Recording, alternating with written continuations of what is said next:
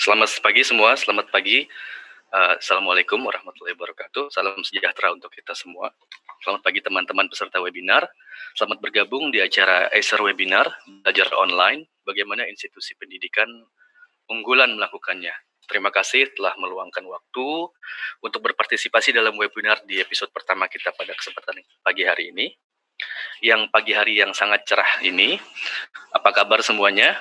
Saya harapkan semoga semua teman-teman di sini masih diberikan kesehatan dan juga keluarga untuk melakukan aktivitas produktif selama di rumah, khususnya dalam masa pandemi ini. Oke, perkenalkan nama saya Hairul Zamani. Saya yang akan menjadi moderator di dalam acara webinar ini. Sedikit background, saya adalah konsultan di IT dan media sejak tahun 2004. Oke. Lalu saat ini saya berkecimpung sebagai seorang advisor consultant di perusahaan bernama Almar Networks, yaitu di bidang di IT consultant, khususnya di artificial intelligence dan di IoT. Baik, selama 2 hari ke depan, Acer akan menghadirkan diskusi spesial seputar perkembangan pendidikan di masa pandemik, yang di era kita sebut new normal sekarang ini ya, yang kita sudah mulai rasakan beberapa waktu terakhir ini. Oke, melalui webinar ini Acer juga akan memfasilitasi untuk kita berdiskusi bersama para praktisi pendidikan, guru, orang tua, maupun siswa untuk berbagi pengalaman, pengetahuan, dan tips praktis tentang bagaimana menghadapi tantangan-tantangan yang hadir di masa pandemi ini. Tidak ketinggalan di sini juga kita akan membahas bagaimana sih cara kita memaksimalkan peran-peran kita masing-masing saat menjalani kegiatan belajar mengajar dari rumah atau kita sebut working from home. Oke, di screen akan saya share ketentuan di dalam webinar ini seperti bisa dilihat sama rekan-rekan sekalian, teman-teman sekalian. Oke, sebelum kita mulai, saya akan jelaskan regulasi dan informasi belajar online, bagaimana institusi pendidikan unggulan melakukannya. Peraturan webinar ini yang pertama, pembicara dan moderator kita mulai jam 10, sekarang kita sudah mulai, dan selama para pembicara atau panelis menyampaikan materi, seluruh suara dari peserta attendees akan kita mute, dan untuk chatroom juga kita akan close. Hanya pembicara dan moderator yang kita akan bisa menjelaskan materi. Untuk kesempatan bertanya akan kita berikan setelah saya akan mempersilahkan kita bisa melakukan Q&A. Nanti akan bisa kita lakukan Q&A itu melalui tombol Q&A. Baik, itu regulasinya. Oke. Pada kesempatan ini, Acer Webinar mengangkat topik bagaimana institusi pendidikan unggulan melakukannya. Seperti yang kita ketahui dan kita alami selama masa physical distancing, bukan hanya kegiatan perkantoran saja, namun khususnya belajar mengajar juga tidak mau kita harus alami dia berpindah dari tadinya offline jadi ke online. Nah, dinamika perubahan ini akan kita bahas selama 2 hari ke depan. Oke, sebelum kita mulai, saya ingin menyambut dan memperkenalkan panelis-panelis dalam sesi selama pagi hari ini. Yang pertama, yaitu Bapak GI Handoyo, STMTH. Beliau adalah Direktur Utama Operasional IPK. Kita sudah hadir bersama kita pagi ini ya, Pak Handoyo. Oh, maaf, Pak Handoyo masih di mute. Ya, selamat pagi, Pak. Pagi, Pak Handoyo. Selamat pagi, teman-teman semua. Salam luar biasa, Pak Handoyo. Salam. Baik. Oke, lalu kemudian kita ada Ibu Prita Kemal Gani, MBA MCIPR APR, founder dan CEO dari LSPR, Communication Business Institute. Selamat pagi, Bu Prita. Ibu Prita udah bergabung ya?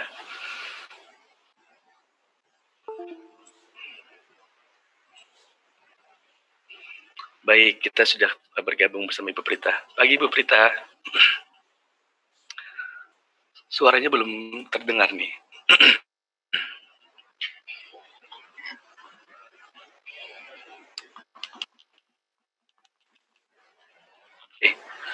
Oke, sebagai pimpinan dari institusi pendidikan unggulan di Indonesia, Pak Handoyo dan Ibu Prita masing-masing akan berbagi pengalaman mengenai bagaimana penerapan dan strategi pembelajaran online yang dilakukan oleh organisasi mereka ke siswa-siswanya selama masa pandemi ke depannya. Oke, and this time I would like also to welcome Pak Gary Tan. Morning, Pak Gary. Good morning, Pak Khairul. Good morning, everybody. Greetings from Singapore. Wow, it's very nice to meet you, Pak, this morning. Pak Gary is in Singapore right now, yeah. Yes. Pak Gary Tan is a director from Raffles Group of Schools. He will share about the implementation of online learning too, also at Raffles Schools, so we can get a different perspective about how the Educational Institute react to this pandemic situation. Lalu saya juga akan perkenalkan, tidak ketinggalan juga ada Pak Riko Gunawan. Selamat pagi, Pak Riko. Pagi, Pak Khairus. Pak Riko adalah Head of Commercial Product and Solutions dari Acer Indonesia. Nah, Pak Riko nanti juga akan membahas mengenai dukungan-dukungan teknologi seperti apa sebetulnya yang bisa mendukung kegiatan belajar mengajar online dari rumah agar jadi lebih efektif ya dari Acer. Oke. Baik.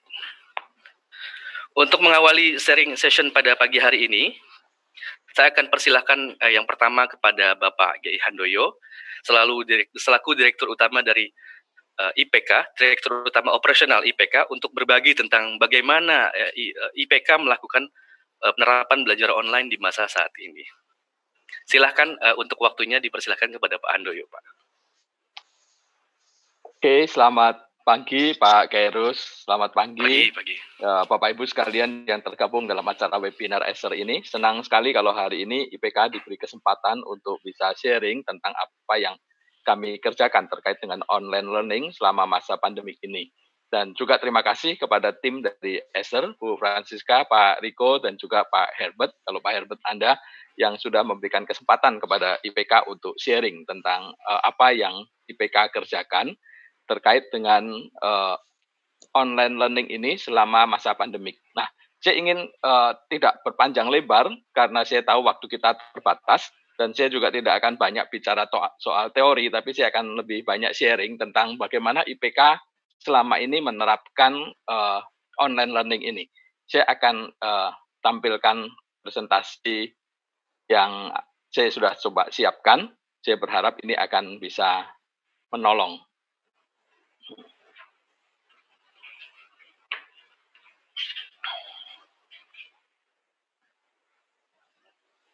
Apakah Bapak Ibu sudah bisa melihat slide yang saya tampilkan? Sudah bisa, ya? Pak. Oke. Ini di tempat saya malah slide-nya belum muncul. Oke. Jadi Bapak Ibu mungkin sebelum jelaskan lebih lanjut, saya ingin pertama memperkenalkan IPK. IPK kami adalah sebuah sekolah Kristen yang ada di bawah yayasan yang didirikan oleh gereja. Dan saat ini kami memiliki 13 kampus di Indonesia. Mostly di Jabodetabek ada 9 dan 4 ada di luar Jakarta. Ada di Palembang, di Makassar, dan juga di Balikpapan. Total murid kita semuanya ada 10.975 murid. Dan kita punya sekitar 1.218 guru dan staf yang selama ini bersama-sama melayani IPK. Ya, itu kira-kira perkenalan singkat tentang IPK. Saya bersyukur Tuhan memberi kesempatan. Saya sebagai seorang pendeta diberi kesempatan untuk memimpin sekolah ini sejak tahun 2017 yang lalu. Nah, Bapak Ibu, terkait dengan online learning yang IPK kembangkan, sebenarnya online learning ini adalah hasil dari sebuah embrio yang waktu lalu kita bangun, yaitu dengan kita sebut sebagai IT-based learning. Jadi IT-based learning ini kita mulai sejak tahun 2017, kami mulai memikirkan bagaimana sekolah harus integrated dengan sebuah sistem IT yang kita memiliki objektif sebenarnya pada saat itu sangat simpel. Kita hanya berpikir di Indonesia ini pekerjaan administratif guru itu begitu banyak, sehingga kesulitan-kesulitan dialami oleh para guru ketika mereka harus membagi waktu untuk mengajar dan juga untuk mengerjakan pekerjaan administrasi. Di situ kita mulai berpikir, di mana peran IT bisa menolong hal ini, sehingga itu memulai kita berpikir tentang IT-based learning. Kemudian yang kedua, yang menjadi objektif kami pada waktu memikirkan IT-based learning adalah bagaimana kita meningkatkan efisiensi dari sebuah learning process. Jadi pembelajaran itu dengan materi yang begitu banyak yang dituntut oleh Dinas Pendidikan, oleh Kementerian Pendidikan untuk pembelajaran dari kelas KB sampai kelas 12 itu begitu banyak. Sehingga waktu kita harus menggunakan secara lebih efisien sehingga pembelajaran menjadi efektif. Dan kami berpikir salah satu yang akan menolong itu adalah sistem IT. Kemudian yang ketiga yang membuat kita memikirkan hal itu, kita ingin meningkatkan kemampuan IT.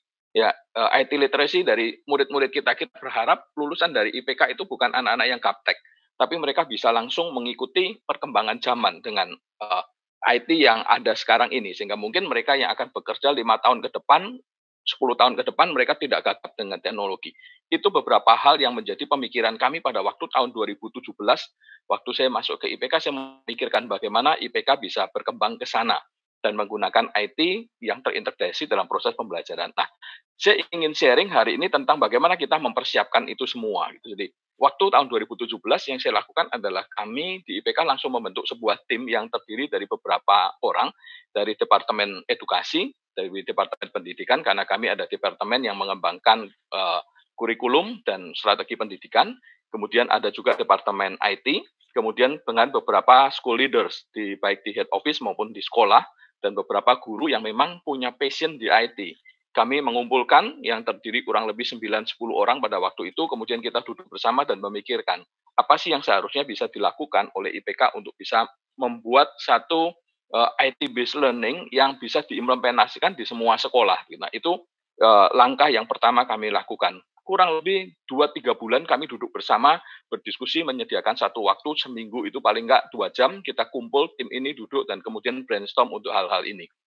Nah, dalam brainstorm itu apa yang kita pikirkan? Yang pertama kita observe tentang IT platform gitu ya. Kita tahu untuk pendidikan begitu banyak platform yang bisa digunakan. Kita bisa pakai Microsoft Base, kita bisa pakai Apple Base, kita bisa pakai Google Base, atau ada platform-platform lain yang memang didevelop untuk pendidikan. Nah, ternyata masing-masing punya keunggulan dan punya kelemahan. Nah, tim inilah yang kemudian mulai mengeksplor mana sih sebenarnya yang paling tepat untuk dipakai oleh IPK, yang tentunya kita mempertimbangkan banyak hal, mempertimbangkan dalam sudut efisiensi biayanya juga, kemudian kita juga mempertimbangkan dari sudut kemudahannya dan percepatan perkembangan dari platform tersebut. Apakah platform ini akan bisa mengikuti perkembangan dengan cepat, atau jangan-jangan dia lambat, karena ketika kita memilih satu platform dan vendor platform itu lambat berkembang, maka itu dampaknya kepada sekolah akan cukup panjang begitu ya. Nah, ini menjadi beberapa hal diskusi di tim yang ada.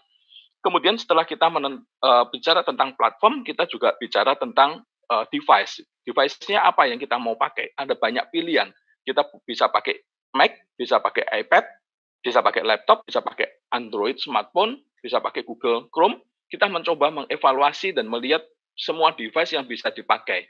Dan beberapa hal yang menjadi concern kami ketika kami memikirkan tentang device, yang pertama adalah tentang security dari device itu. Sampai sejauh apa device yang digunakan ini kita bisa memproteksi anak-anak sehingga tidak menggunakan device ini secara sembarangan, yang akhirnya menjurus kepada anak-anak akan browsing dan melakukan hal-hal yang tidak semestinya, yang tidak terkait dengan dunia pendidikan.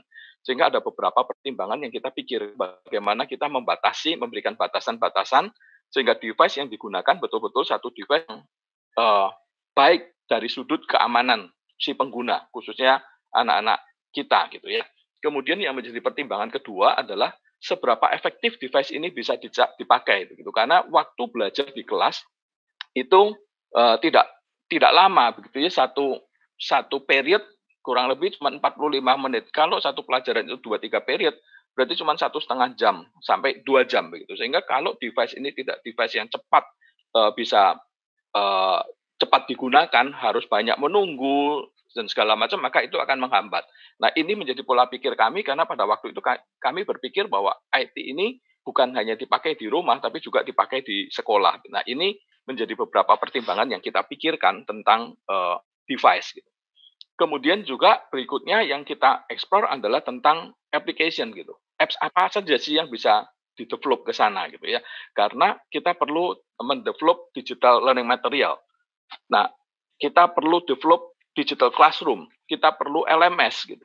Kita perlu digital assessment, kita perlu juga digital administration, kita perlu juga video maker, editor begitu. Apa nih yang kita bisa gunakan? Dan waktu 2017 kami sempat keliling melihat beberapa pameran-pameran teknologi dan edukasi, dan kita melihat begitu banyak aplikasi yang bisa dipakai. Dan ini merupakan bagian di mana yang memacu kami dari tim itu untuk melihat, mencoba beberapa aplikasi yang standar, yang awalnya hanya untuk membantu, tapi kemudian nanti ke depannya kami menyerahkan ini kepada guru untuk mengeksplor lebih jauh. Nah, ini beberapa hal yang kita pikirkan gitu ya, karena ketika kita masuk ke IT, maka digital learning material menjadi sesuatu yang perlu dikembangkan, sehingga anak-anak tidak lagi kembali kepada paper, tapi mereka bisa pakai digital gitu. Learning content video juga sesuatu yang perlu dikembangkan, sehingga pembelajaran bisa lebih menarik. Anak-anak zaman sekarang untuk baca buku mereka bisa begitu ya, tapi bagi mereka lebih cepat menangkap ketika itu ditayangkan dalam bentuk video-video yang menarik, bahkan dalam bentuk game,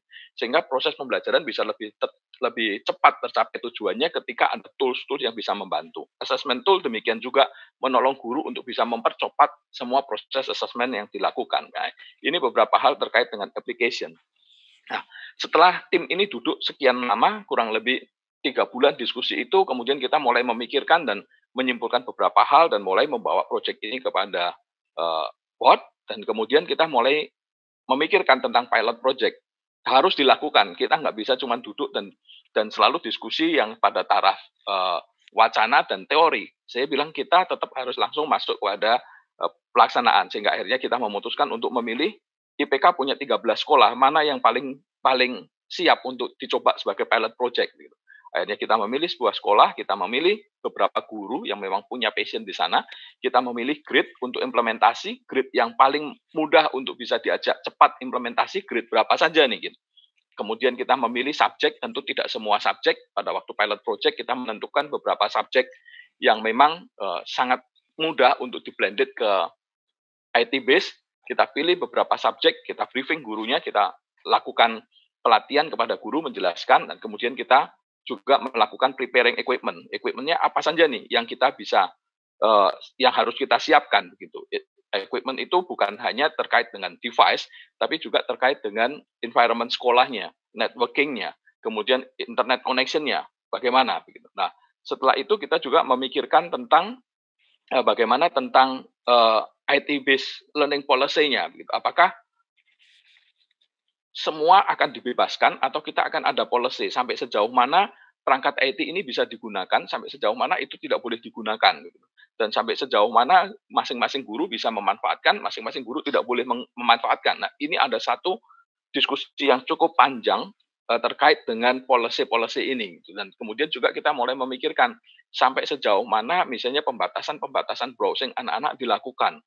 Nah, termasuk dalam hal ini terkait dengan bagaimana tanggung jawab orang tua, tanggung jawab anak terhadap IT based learning ini begitu. Nah, itu menjadi diskusi ketika kita mulai melancarkan atau melaksanakan pilot project. Kemudian kita juga mencoba pada waktu itu beberapa mata pelajaran untuk kita menekankan kepada guru, kita harus coba flip class trial gitu.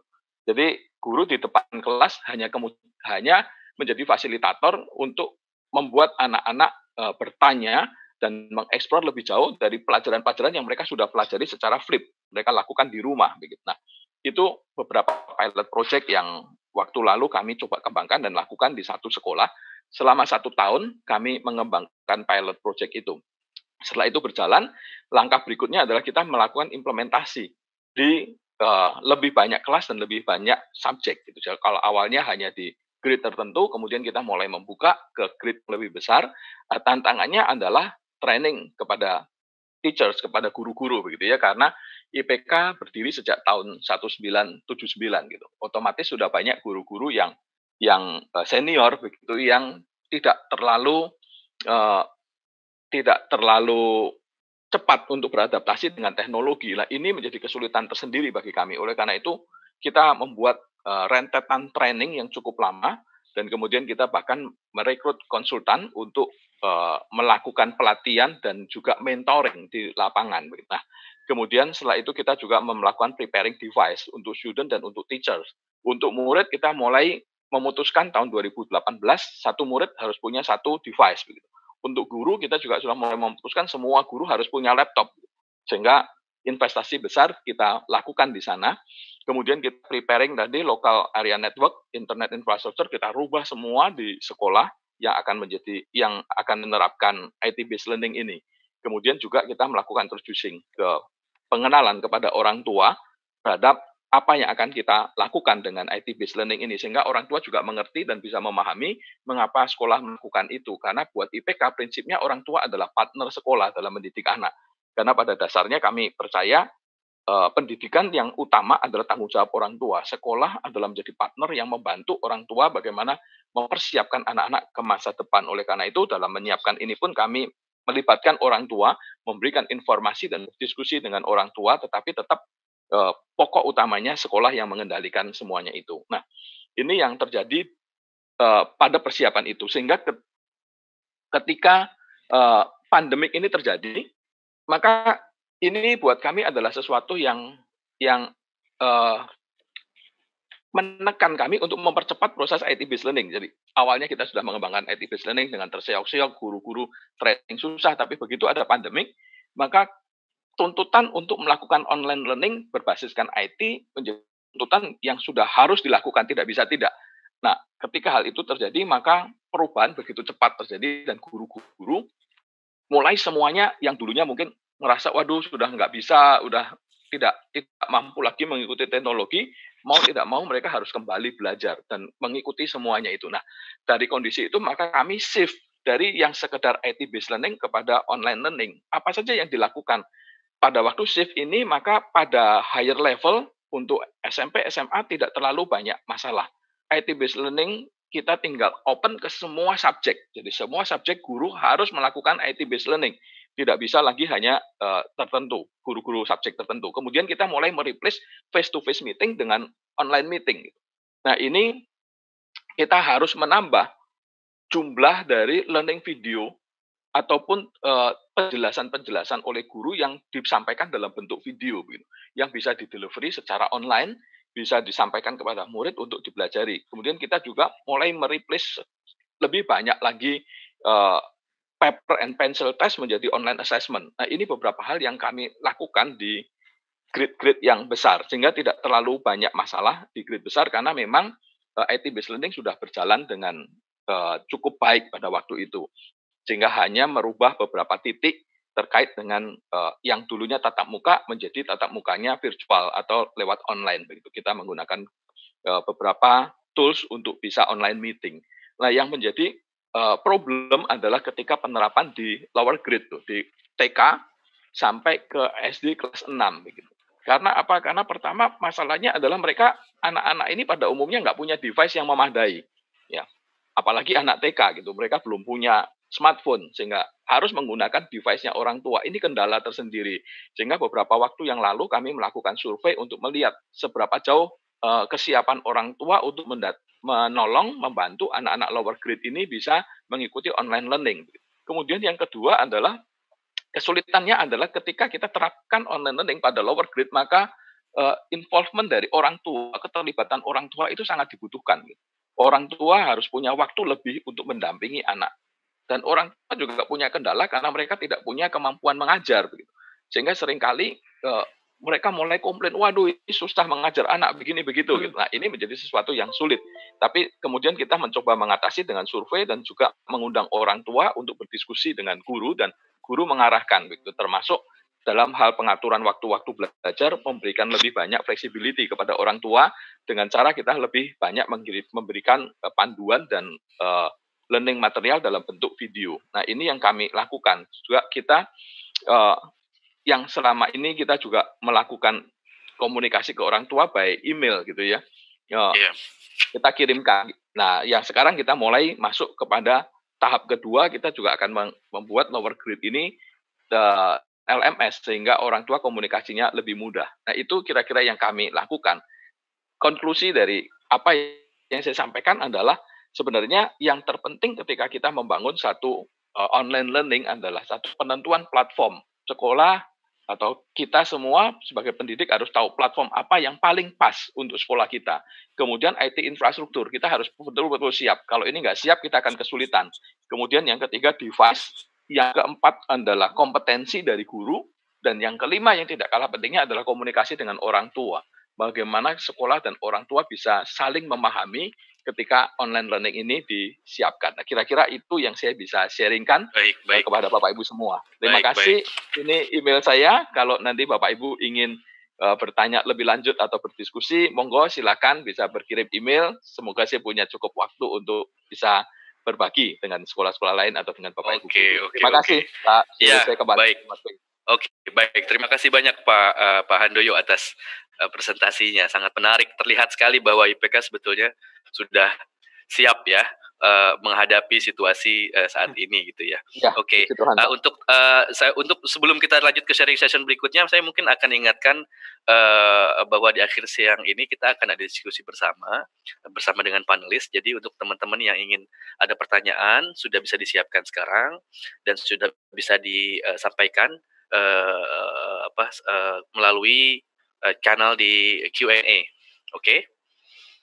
Nanti tentunya tidak semua pertanyaan akan bisa terjawab ya. Untuk sebagian pertanyaan nanti akan kita filter beberapa karena keterbatasan waktu, dan kemudian nanti untuk sisa pertanyaan yang lain kita harapkan bisa langsung direct juga ke para panelis masing-masing. Baik, kita lanjut ke sharing session berikutnya. Kita sudah terhubung dengan Ibu Prita. Selamat pagi Ibu Prita. Selamat pagi Mas Hairus. Oke, baik, suaranya bagus sekali. Oke, tadi sempat belum kedengaran. Dari Acer soalnya. Oke, iya ini keren banget loh, suaranya jelas banget, jernih banget. Oke, baik, kita sekarang lanjut ke sharing session kedua dengan Ibu Prita. Untuk saya jelaskan sekali lagi, Ibu Prita Kemal Gani, beliau adalah founder dan CEO dari LSPR Communication Business Institute. Oke, ini sosok yang sangat spesial sebetulnya ya, Bu Prita. Beliau akan berbagi dalam topik hari ini bagaimana institusi unggulan seperti LSPR itu melakukan pembelajaran online dalam menghadapi pandemi. Baik, untuk Ibu Prita, untuk waktunya dipersilakan. Ya, terima kasih Mas Hairus, Bapak Ibu sekalian, Pak Handoyo, Mr. Gary, Bapak Ibu sekalian, dan juga untuk Acer, terima kasih waktu dan kesempatannya diberikan kepada saya. Dan hari ini kita akan sharing tentang belajar online dan bagaimana perguruan tinggi melakukannya seperti di LSPR. Nah, tentu hal ini bukan menjadi yang mudah ketika sesuatu yang setelah kita lakukan terbiasa dengan offline menjadi online. Nah, di LSPR ini ada 5.000 mahasiswa dan ada 22.000 alumni yang masih tergabung dengan kita selalu dalam komunikasi, dan kita punya 50 partner universitas di luar negeri, ada sekitar 260 dosen dan 325 orang staff. Nah, kita harus merubah mindset yang offline tadi menjadi online.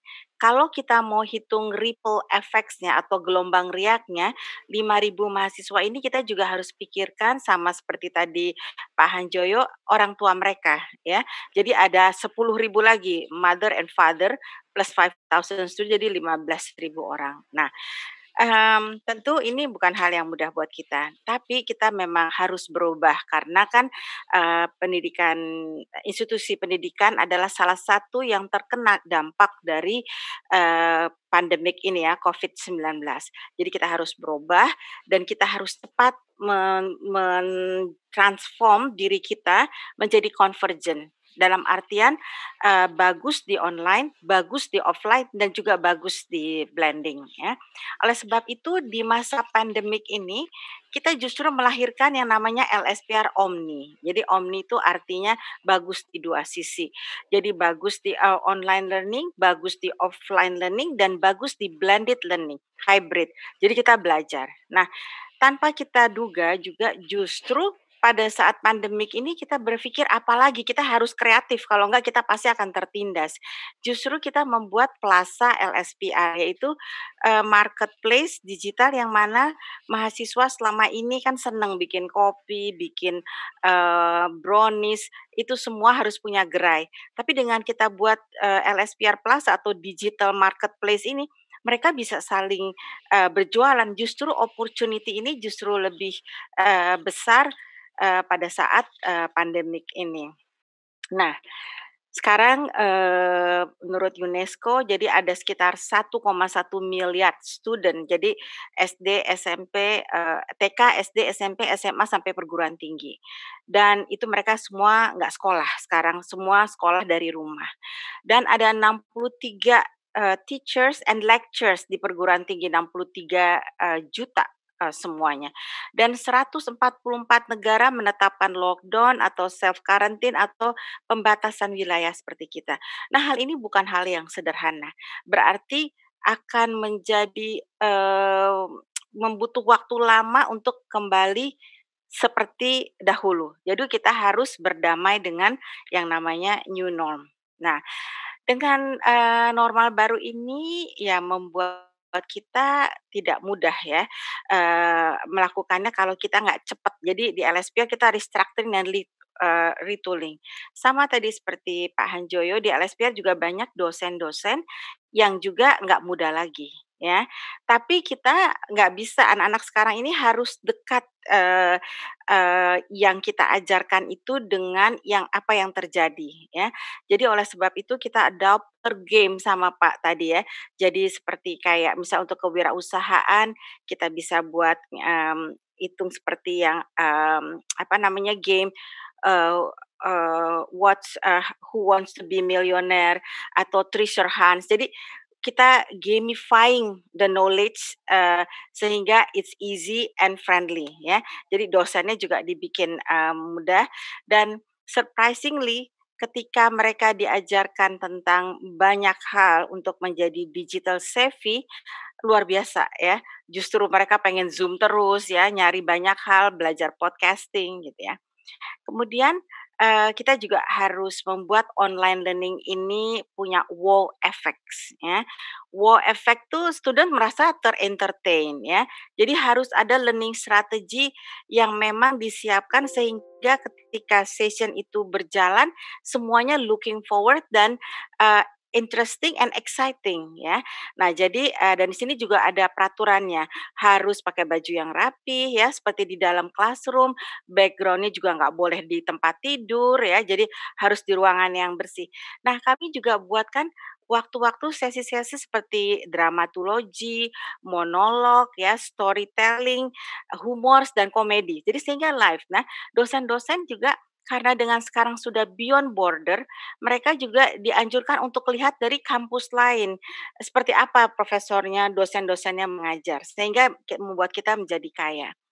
Nah, kemudian, kita di, institusi perguruan tinggi selalu ada mata kuliah umum. Nah, itu tidak bisa terhenti dengan pandemik ini, dengan adanya PSBB. Tetap kita buat webinar dengan, berbagai topik yang mana topik ini bisa, membantu mereka untuk menjadi tambah pengetahuannya. Kemudian dengan alumni juga tetap terus kita adakan dialog ya, cooperation dan collaboration ya, seperti menggalang dana untuk, memberi alat-alat, APD ya, sehingga alumni juga masih bisa ada concern-nya terhadap kampus, dan kampus adik-adiknya juga tetap bisa belajar dari kakak-kakaknya dengan, platform yang kita sediakan. Nah, tentu belajar mengajar tidak hanya di dalam classroom saja. Tentu juga ada, counseling, ada student service ya, ada bimbingan akademik, semua ini kita robah menjadi online. Bukan hal yang mudah, tetapi kita akhirnya berhasil melakukan ini. Nah, juga student itu beda-beda, kualitasnya ataupun, apa namanya, daya tangkap ataupun kecerdasannya. Baik juga, eee, fisiknya ya. Some student ada juga visual and hearing impairment, ada masalah pendengaran, masalah penglihatan ya, color blindness dan lain-lain. Di LSPR kita punya, konseling-konseling khusus. Nah, ini Angki Yudhistia, ini adalah salah satu staf, khusus Presiden Jokowi. Dia adalah lulusan S1 dan S2 dari LSPR. Angki ini berkebutuhan khusus karena dia tidak bisa mendengar ya. Kuping kirinya sedikit sekali, bisa mendengar, dan kuping kanannya, lost hearing dan dia pakai, alat ya. Nah, jadi dia bisa datang di kelas, apalagi ini challenge buat dia, ini sekolahnya komunikasi, dia hanya bisa membaca, bibir dari dosen Ya, tentu akan lebih sulit lagi buat student-student yang berkebutuhan khusus. Nah, ini juga menjadi perhatian kami. Nah, kemudian, student itu juga selain tadi ada konseling, belajar mengajar, mereka juga punya klub yang, di mana ada arts, ada performance, ada sport, ada talk series ya, sharing session, ini nggak boleh terhenti ya. Jadi tetap kita buat caranya. Jadi bayangin aja online dance classes, it's very interesting juga ya. Terus bagaimana kalau kita mau pergi ke gunung, persiapan apa yang kita lakukan, tetap masih bisa kita buat. Dan nyanyi bersama ya, dari yang satu di rumah, yang satu di sini, dan tetap interesting dan fun, ya. Dan, tentu juga, sidang tesis dan tesis. Ini harus, karena kalau mereka terhambat akan semuanya menjadi terhambat juga. Nah, untuk itu, di LSPR kita buat juga sidang online. Nah, kebetulan nih ada mahasiswa dari Rusia yang menjadi pertama kali kita punya model bagaimana melakukan, sidang tesis online ya. Ini dengan akhirnya kita bisa belajar dan evaluasi apa saja yang kita lakukan untuk persiapan, sidang online. Nah, selanjutnya, ini juga, library ya, kita mendigitalize semua buku-buku yang ada di, library, dibuat, sedemikian rupa jadi seperti membuka buku ya, jadi kita digitalize, title-nya semua, jadi bacanya tetap nikmat gitu ya. Dan ada sekitar skripsi yang bisa dikerjakan di digitalize termasuk copyright-nya, dengan anti plagiarism itu ada 1044 dan ada jurnalnya 500. Jadi lumayan kalau untuk belajar di rumah. Dan books discussion tetap terus dijalankan, di kampusnya dengan dosen-dosen. Terus program marketing, nah biasanya ini pada waktunya kita pergi ke IPK, ke Raffles untuk memberikan bimbingan kepada student karir yang mereka pilih nantinya setelah lulus apa aja. Tapi karena PSBB ini membuat kami tidak bisa untuk datang ke, sekolah-sekolah untuk sharing session mengenai, karir itu. Jadi kami membuka justru malah banyak. Jadi dengan adanya, online marketing session ini get to know about, the career, itu bisa sampai 1.300, bisa 2.000 yang view-nya yang bisa aktif di sini ya. Jadi marketing tetap harus jalan ya, dan begitu juga admission. Untuk pembayaran uang kuliah juga sudah kami buatkan di, sistem online-nya, jadi ada, virtual account ya, orang tua bisa bayar melalui yang kredit card pun juga bisa ya. Nah kemudian, untuk menjadi asiknya, jadi dibuatlah ini ya, 15 digitalisasi yang bikin kampus LSPR makin asik ya.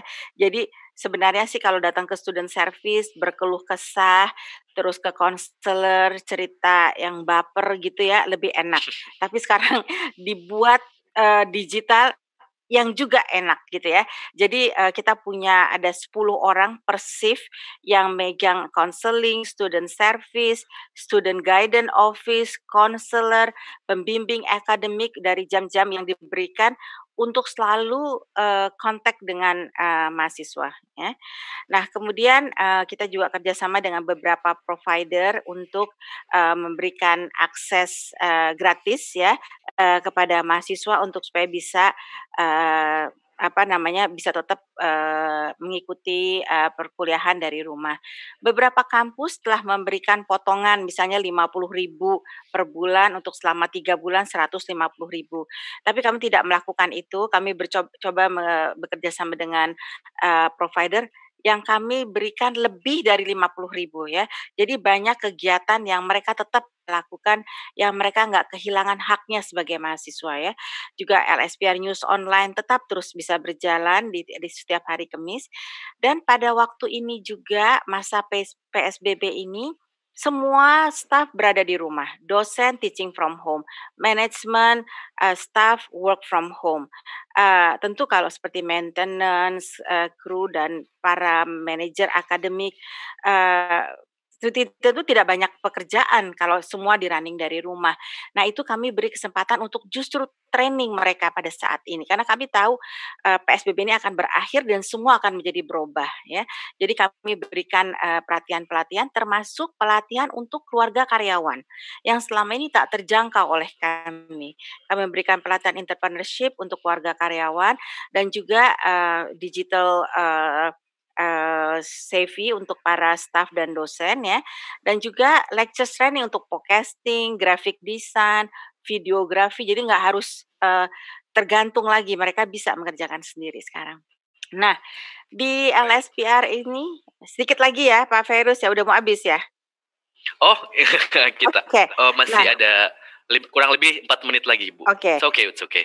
Oke ya. Nah, ini, supaya tetap, komunikasi itu jalan dengan baik dan kita stay connected, di LSPR itu online program itu buka dari jam 8 pagi sampai jam 9 malam dan hari Sabtu jam 8 sampai jam 4. Itu ada entertaining program ya, ada bisa nyanyi bareng tadi, kemudian ada hal-hal informatif mengenai kesehatan, mengenai kemanusiaan, dan kemudian juga ini ada misalnya 10 minutes workout with Mr. Oki ya, dia kasih contoh kalau sembari duduk gimana yang kalau di dalam rumah, terus masak goreng tahu ya, tahu cabai garam ya, jadi hal-hal baru yang mereka bisa pelajari dari rumah.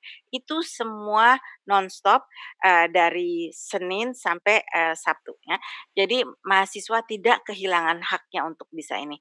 Nah, jadi yang kita lakukan adalah sekarang sinergi semuanya bersatu untuk melawan, keresahan ini untuk, bersama-sama mempersiapkan post pandemic ya.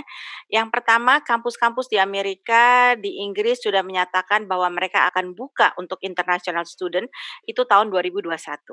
Berarti sepanjang saat ini dari sampai, nanti semester ganjil, semuanya akan online. Jadi apa yang kita lakukan ya, kita ingin berbuat sesuatu. Jadi LSPR kerjasama dengan partner-partnernya, baik untuk program foundation course, untuk kursus, classes online, mereka bisa ambil nanti di LSPR ketika PSBB dibuka ya. Itu juga, salah satunya. Nah kemudian, dari pandemik ini yang kita pelajari akhirnya sebenarnya hal yang menakutkan buat kita teknologi itu tadi susah, teknologi itu expensive, ternyata enggak. Teknologi is friendly and technology is not expensive ya. Dan kemudian kita tahu tentang app, we understand about digitalization, we learn about data analytics ya, banyak hal yang akhirnya membuat kita, menjadi mahfum di dalam, setelah, pandemik ini. Kemudian yang satu kita belajar lagi, information must be harus fast, accurate, and interesting. Ini penting, selain kita harus cepat, tapi juga harus accurate. Begitu nggak accurate, nah problemnya ada lagi. Nah, terus, selain itu kita persiapkan diri untuk new norm ya. Kita latihan terus ya. Banyak hal di LSPR seperti, kita sudah buat, kafetaria, terus library. Walaupun belum dibuka PSBB-nya, tapi kita siap dan terlalu latihan. Dan juga staff-nya kita pakaikan, face shield selain untuk masker. Dan kita menjahit ribuan masker ya, dengan bahan yang memang, spesial ya, memang boleh untuk masker. Soalnya sekarang masker banyak yang dijual ternyata itu not healthy masker ya, dengan, logonya ya.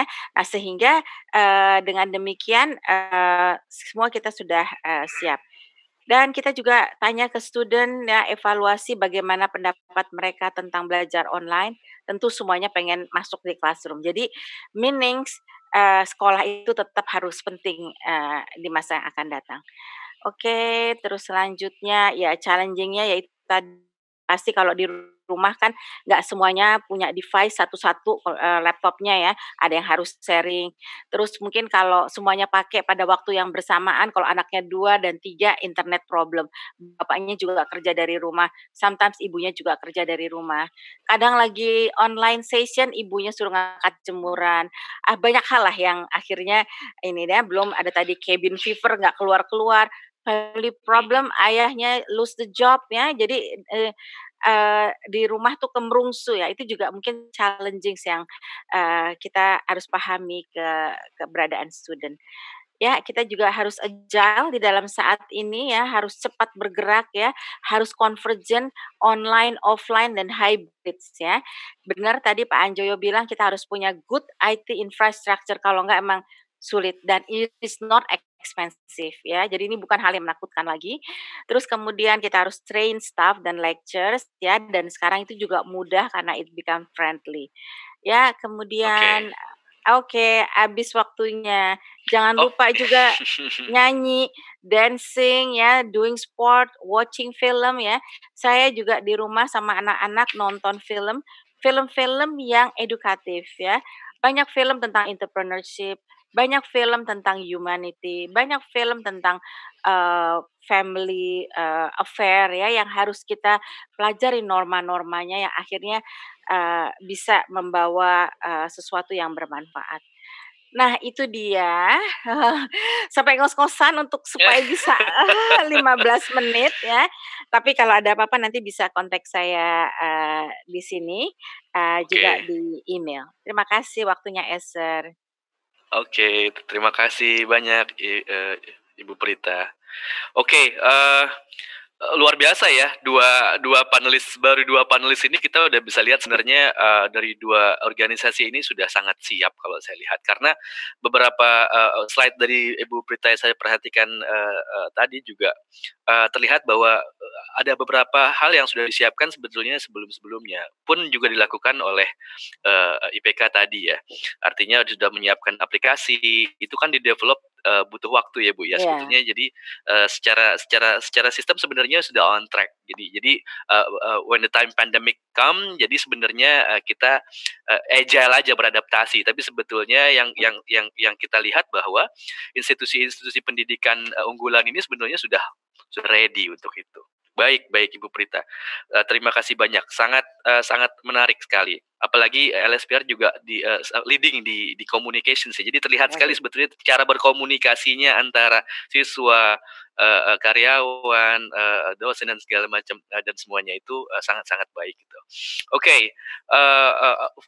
First, I apologize untuk Pak Gary. Tadi kita mix in between bahasa and English. It's okay ya Pak Gary? I can understand, but to speak in bahasa is a challenge for me. So I supposed to tell you just before. Okay, but anyway, it's your time now, Pak Gary. Next we have Pak Gary Tan as CEO of Raffles School. Pak Gary will, unfortunately, will be the last panelist for today's sharing sessions. I'll be welcoming you, Pak Gary, to share how Raffles School implement the online learning during this pandemic era. Okay. Thank you, Pak Khairul. Okay. Good morning, Ibu Prita, Pak Handoyo, my fellow speakers, Pak Rico as well as the participants this morning. I think the best part of being the last speaker is that you have less to say because everybody has said everything in front, you know.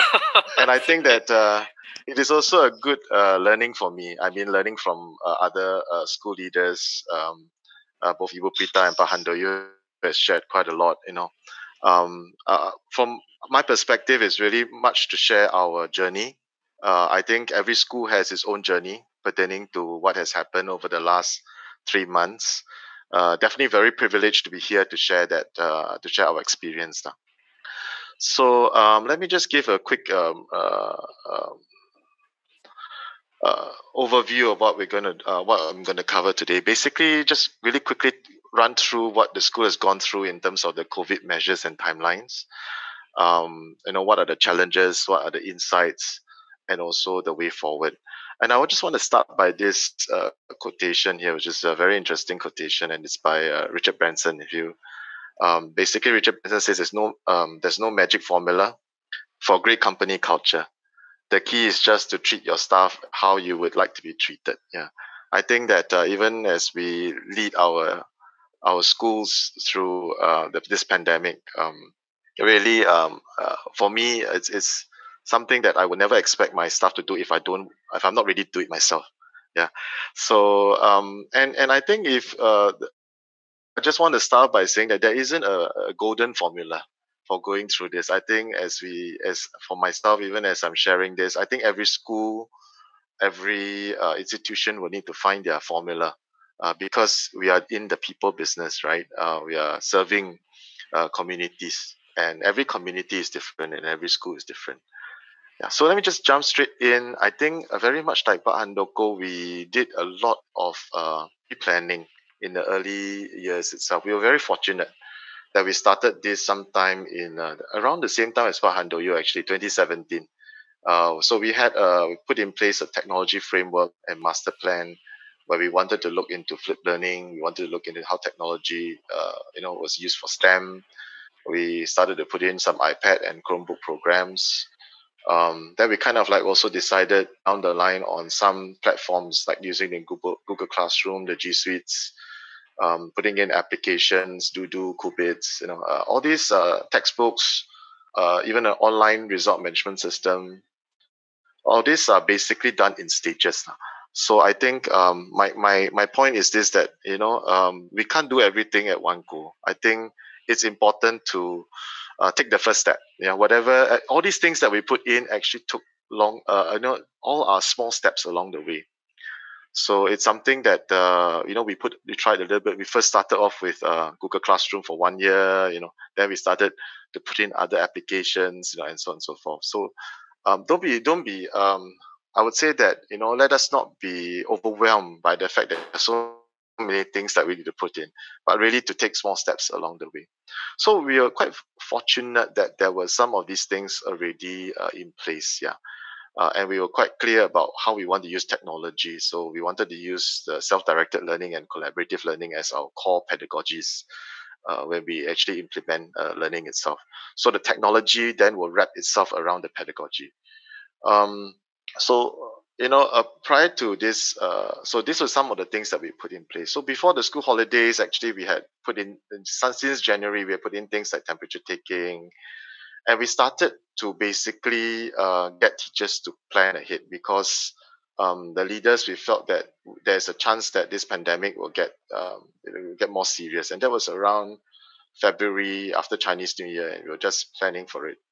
And we started to get our teachers to plan ahead 2 weeks. Yeah. And we started to have Zoom briefings with teachers to actually do quite a bit of scenario planning, because I think it's important for teachers to visualize what would happen. And as leaders, one of our core responsibilities is to help teachers visualize what are the possible scenarios. So during the holidays, we had a 1 week holiday. We actually did a lot of the schools did pre-testing, understanding whether, but the pre-testing was done with this model that we wanted to do the classes from school. That means the teachers still go to school and the students learn from home. So that was the model that we actually had a scenario for. So we were testing that model and everything seems to work well. But, as with all things, you cannot predict. Yeah. So what happened was that when PSBB kicked in, we cannot go to school, right? So we all had to function from home. So that created a whole series of challenges. So after that, we have then, of course, had the PSBB. Then we had put in quite a lot of things to kind of like support our teachers as well as parents and students. And I think at the end of the day, what happened was also that we had to gather a lot of information on the run as we are running all these programs. So it's a lot of gathering information, a lot of adjustment. It's not something in which we were able to say, anticipate at the very beginning. So it's a lot of adjustments and a lot of discussions with parents, a lot of in terms of mindset expectations. Yeah. So and we kind of like completed the home-based learning by end of May, and basically then right now we are processing the results and getting ready for school closure until the school holidays. Yeah. So what were some of the challenges? I think these are basically 4 core areas. The first is really in the area of a lack of devices at home because it happened so suddenly. Parents were struggling, especially when they had to use their devices for work. Then they also had to, if they have 3 children, then 3 of them are running home-based learning at the same time, and it's quite challenging to actually, to run home-based learning when there's such this lack of devices. The internet network was also challenging in some cases.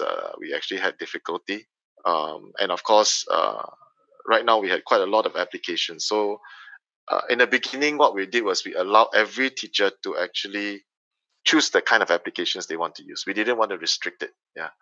But I think moving forward, then we will basically start to consolidate. So I think infrastructure is one piece. Mindsets is another, where I think a lot of them were coping with a new way of learning. Teachers with a new way of teaching. Parents with a new way of helping their children. So also there was isolation, I think social isolation, transfer of anxiety. I think parents are worried about the economic situation, and more often than not, that is transferred to the students. I think in a classroom and in a home, when the parents feel more stressed, that is also transferred over to basically to the students themselves as well. Yeah. Sorry.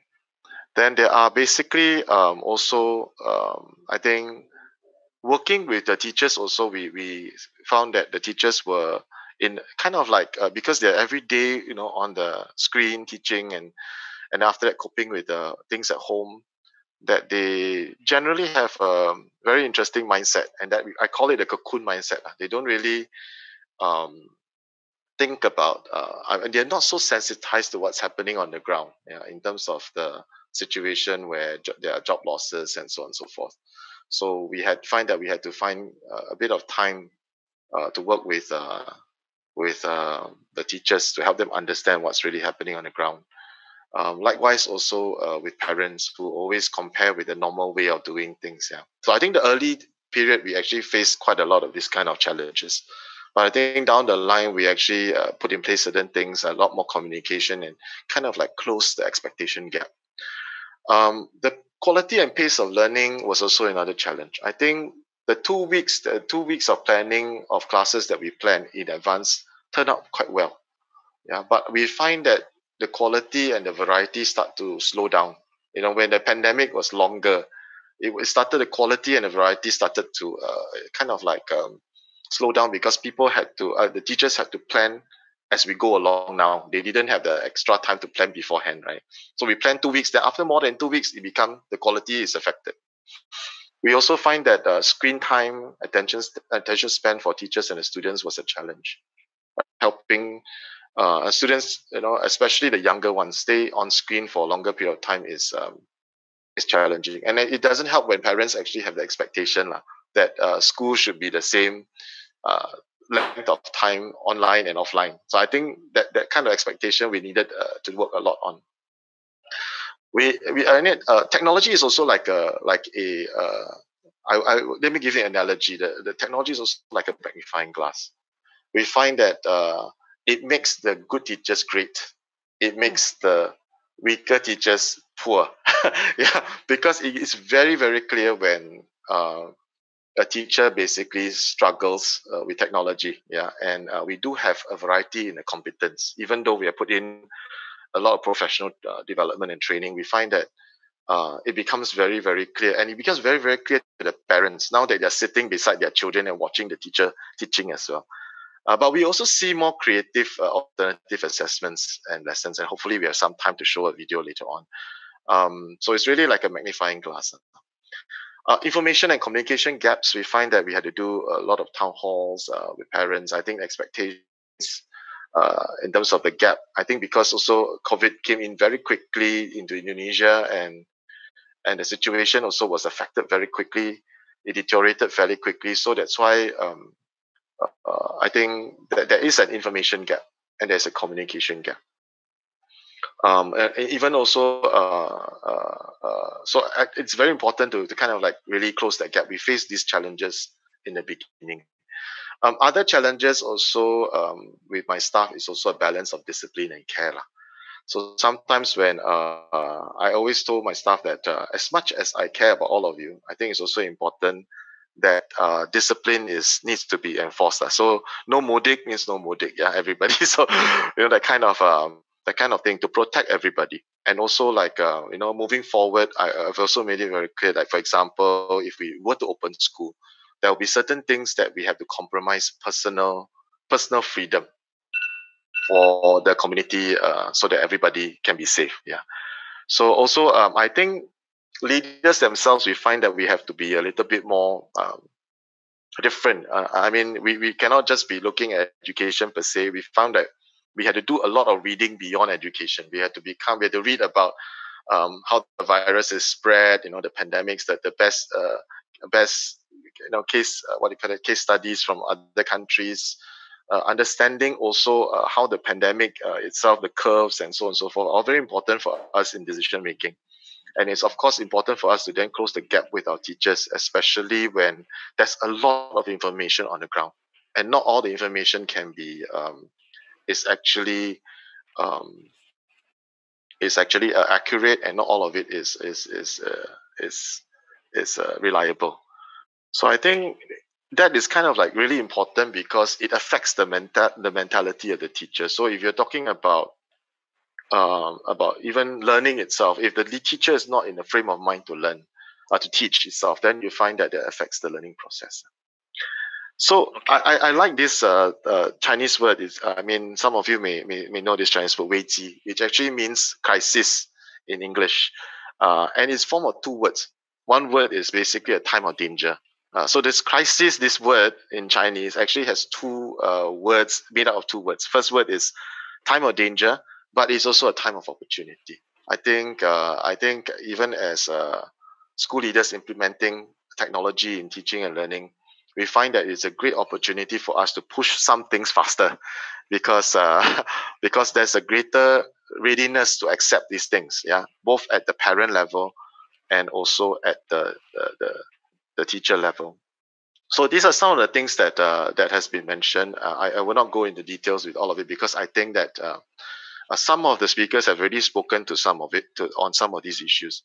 But I always believe in technology as a culture. Not just only purely for online learning. The moment we are able to transform it into a culture within school, that's where online learning will fly, right? And transforming it into a culture within school would also mean that it has to cut across all areas, not just only in teaching, but also for administration, for day-to-day things. So, for example, like when we are able to aggregate all our information and resources on the Google Drive, it becomes like a place, a repository that that people can get information from, and teachers don't have to rush back to schools to collect things and so on. So everything is basically online for them to do that. But on top of that, some of the things that we did for the teachers would be, as a lifestyle, would be things that we started to transform some of our processes online. So even like online purchase request forms, even where we actually put up forms for our staff to place orders for groceries, because we started to provide the grocery service for them, as well as also we aggregate purchase of COVID essentials like masks and sanitizers for all staff members. So this is a lifestyle component. The administrative process helps with the lifestyle component.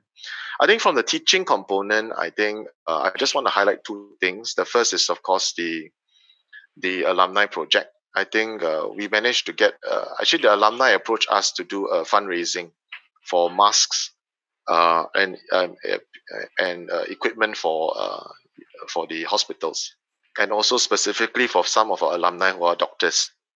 So I thought, and basically we started off with that project through through social media to our students, and we tied down with the learning.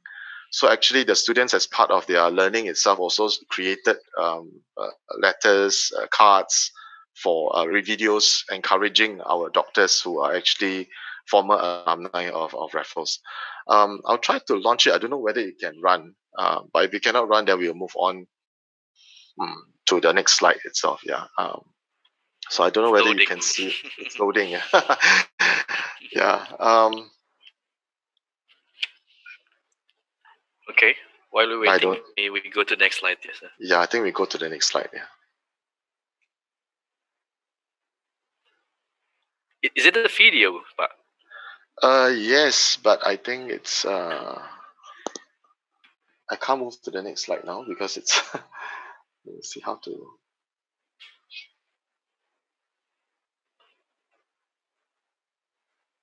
Okay. Oh, okay. Can you move? Oops. You have to reshare the screen, Pak. Yeah, okay, let me do that. Yeah. I think it was just a force close up. Okay.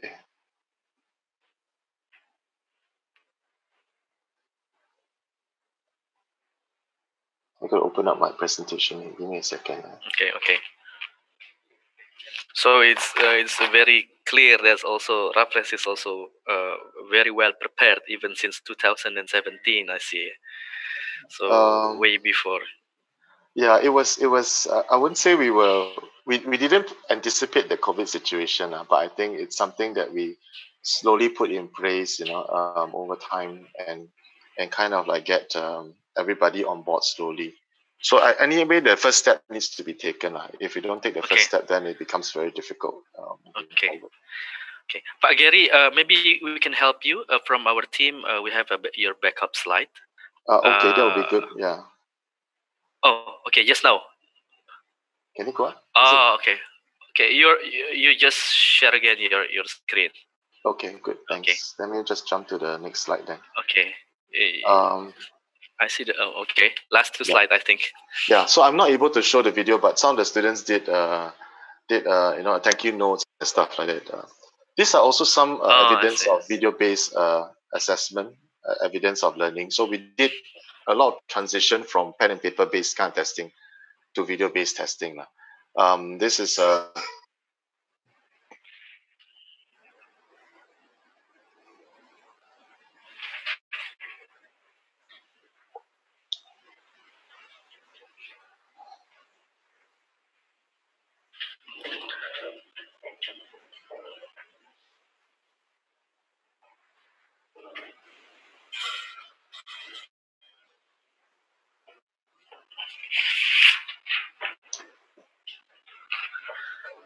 so basically, I'll stop there. But this is an example of basically a transition from pen and paper learning towards evidence-based learning.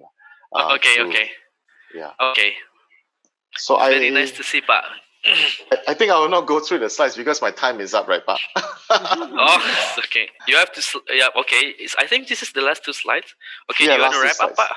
Yeah. Okay. I'll wrap up. Yeah. I think if there are a lot of key learning inputs for us. I think really it's an opportunity that we see in this pandemic, really to see how we can push technology because there's a greater acceptance, right? So I think really that's one of the key things. We alignment in terms of expectations is very important, especially among schools. We find that parents, educators, and leaders basically they're all grappling with how much synchronous learning, how much asynchronous learning, and the kind of answer is not a straightforward answer where you say, oh, must be 50%, 50%. No. I think at the end of the day, even as we move, even as the pandemic, even as the economy is open, the percentage of synchronous, asynchronous will need to change. Yeah. I think that's really also an area that in terms of expectation, because parents expect a more synchronous approach, but sometimes it is not always possible, right? And I think that that alignment of expectations in each school community is important. So we are also doing a few other things like, for example, creating more content and material, and that we are trying to set aside time to basically do a lot more planning. Yeah, I think there are three things that we're thinking about. This is a model that we come up with. At this pre-recovery phase, we are actually looking at what could be transformational down the line, because things are going to change. Some things are going to stay, some things are going to change. And I think that we need to look at that. And in order to do that, we need to visualize the new norm and help our teachers to visualize how the new transformation will be like.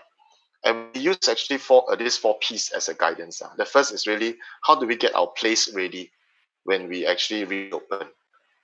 Secondly, we look at how we get our people ready. How do we protect our people, and how do we get them ready when we are ready to reopen? But one thing is very sure: we will have to reopen, because at the end of the day, learning is a social activity, and actually all the students want to come back to school. And it's amazing. The children, during their reflection, they say, we want to come back to school. Please do not keep us at home for too long, So but at the same time, from a school's perspective, we need to keep them safe. Okay. It's And the like third area, they want to be free. and the third area is really in the area of program and partners. How would academic structure look like? Will it be 1 day in school, 1 day at home? Will it be 1 week in school, 1 week at home? I think there's a lot of best practices around the world that's currently going on, and we need to watch that closely. Curriculum, because we can only cover 50% of the curriculum with online learning. It was much slower, though in some areas it's effective, but it's a bit slower. So those are the things that we also wanted to questions we need to ask ourselves. Delivery modes, how do we intend to do it? So we intend to do a lot more live streaming, and these are things that we are all thinking about. So that framework gives us a sense of how we can think about it. So thank you. This is just my contact number address. Thank you. Okay, very interesting. Thank you very much, Pak Giri, for your presentation. I see you complete all of the panelists. With you. The first time Pak Handoyo was very good presentation. Ibu Prita also from LSPR, very good presentations, and you complete from Raffles. So I see actually I see more like upon technology. Regardless for any technology issue, I see that the pandemic actually has changed. Even transformation is the next thing. Even transformation is also has to be a culture. So we are very should be very agile. We don't know what will be happening for the next new normal thing. Something like that. This is very interesting presentation Pak Giri. Kita lanjut ke sesi diskusi. Kita akan buka sesi tanya jawab nih. Sebetulnya partisipannya itu udah banyak banget. Saya lihat di sini ada Q&A, tapi tim kita lagi sort questions. Jadi mungkin kita akan pilih beberapa. Tapi sebelum itu kita coba akan bertanya kepada Pak Riko Gunawan dalam hal ini sebagai Head of Commercial Product dari Acer Indonesia. Oke, saya ada pertanyaan ke Pak Riko sebelum kita masuk ke diskusi dari Q&A yang sedang difilter. Pertanyaannya, bagaimana pandangan Acer sebagai brand teknologi melihat tren school from home ini, Pak? Oke, itu yang pertama, Pak. Yang kedua, apa harapan dan rencana ke depan dari Acer dalam mendukung pembelajaran online bagi tenaga pengajar dan ekosistem pendidikan? Karena to be honest Pak, sejak saya masih di bangku sekolah beberapa waktu silam itu Acer sudah dominate kebutuhan lab dan seperti itu. Frankly speaking Pak, jadi kita pengen tahu sebenarnya even at this pandemic era bagaimana Acer melihatnya Pak. Oke, silakan Pak. Oke, Pak Khairus, terima kasih ya. Ya, Acer kami ini sangat peduli terhadap dunia pendidikan ya. Satu kutipan yang saya rasa cukup menarik yaitu dari seorang tokoh hak asasi manusia di Amerika, Malcolm X. Dia bilang, education is the passport to the future. For tomorrow belongs to those who prepare for it today. Jadi edukasi adalah paspor untuk masa depan ya, karena hari esok milik mereka yang mempersiapkan diri hari ini. Jadi sangat penting kita tahu education untuk masa depan kita, masa depan anak-anak kita, masa depan bangsa kita. Dan sangat bagus sekali tadi Pak Giri menyinggung mengenai krisis ya. Jadi kita tahu di dalam setiap tantangan, kesulitan pasti ada kesempatan, ada hal positif yang kita bisa dapatkan. Seperti masa pandemik sekarang ini dan juga ke depannya ya di new normal, kita semua institusi pendidikan, guru, orang tua, termasuk perusahaan teknologi pendukung seperti Acer, kita harus mempunyai strategi bagaimana bisa melakukan pembelajaran jarak jauh supaya lebih efektif lagi. Nah, kita sering dengar istilah transformasi digital ya. Udah mungkin berapa tahun ini kita sudah dengar ya. Nah, sekarang mau nggak mau transformasi digital ini harus dilakukan di semua sektor, termasuk sektor edukasi dengan lebih menyeluruh. Nah, transformasi digital itu sendiri kan mengacu pada satu proses dan strategi menggunakan teknologi digital untuk secara drastis mengubah cara sebuah organisasi beroperasi dan melayani pelanggan, atau di dalam hal ini pendidikan melayani murid dan guru. Ya. Nah, kalau kita sudah mengadopsi transformasi digital, kita bisa dengar tadi ya contoh-contohnya dari IPK, dari LSPR, dari Pak Gary juga, Raffles. Kalau sudah mengadopsi, belajar di kelas tatap muka maupun belajar jarak jauh, kita pasti semua sudah siap. Dan tidak ada perubahan yang terlalu besar. Semua sudah teradaptasi dan mudah. Dan kedepannya kita nggak tahu ya, mungkin di sekolah hanya belajar 3-4 jam. Sisanya 3-4 jam lagi di rumah. Ataupun kita berkolaborasi dalam grup, tapi jarak jauh. Nah, para pakar juga bilang nih, karena COVID ini menjadi salah satu pendorong besar kita semua menjalankan transformasi digital. Dalam 2 bulan aja, ini pakar bilang, kita mengalami transformasi digital lebih besar daripada yang kita alami 10 tahun terakhir. Jadi 2 bulan karena COVID, semua harus melakukan transformasi digital. Ini menjadi satu pendorong yang sangat besar. Ya, luar biasa ya. Manusia karena terpaksa bisa.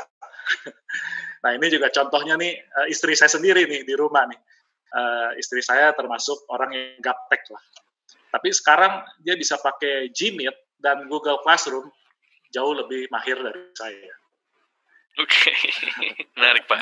Iya, itu kurang lebih mengenai pandangan kami ya, Acer melihat online learning ya. Online learning itu kan sebagai satu bagian dari transformasi digital ya tentunya ya, karena banyak menggunakan unsur-unsur teknologi itu ya.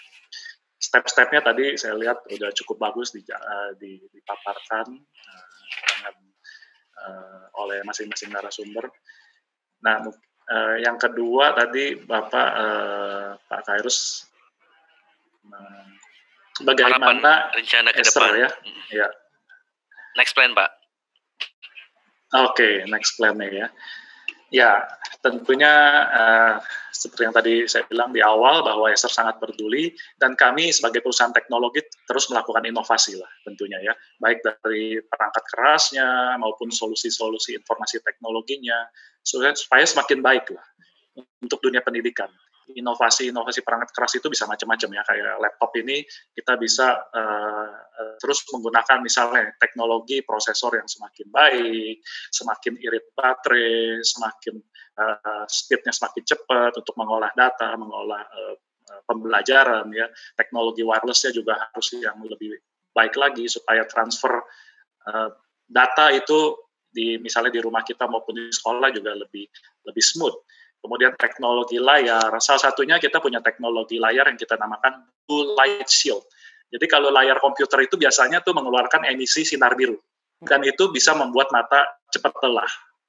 Jadi itu bisa merusak mata ya kalau berkepanjangan. Nah, Acer punya teknologi layar yang Blue Light Shield, jadi sinar birunya itu bisa dikurangi. Jadi itu membuat si siswa atau guru lihat komputer dalam jangka waktu yang lama bisa lebih enak lah dan tidak merusak mata.